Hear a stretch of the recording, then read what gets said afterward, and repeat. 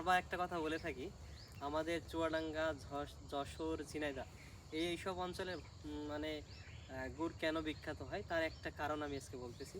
এখানে দেখেন আমরা যে মাটির ভাঁড়টা নিয়েছি, বারবার বলছি যে মাটির ভাঁড়টা দেখেন একদম চুনমুক্ত, কোনো চুন নাই, একদম ন্যাচারাল মাটি, আগুন দিয়ে পোড়ানো। এই যে রসটা সংগ্রহ করা হয়েছে, এই রসটা সংগ্রহ করার পরে এটা কি করা হবে, এই কিছুক্ষণ পরে পানি দিয়ে ধোয়া হবে, সারাদিন রোদে শুকাবে, ফাইনালি আগুনে পোড়া দিয়ে এই ভাটা গাছে পাতা হবে। এবং কী গাছ সেটা দেখেন, 4 থেকে 8 দিন জিরান দেওয়া যে গাছ, সেই গাছে ভাটা পাতা হবে। আর এই যে চুনমুক্ত ভার, এই চুনমুক্ত ভার আপনি আমি এই যে খাচ্ছি, বিসমিল্লাহ, সরাসরি।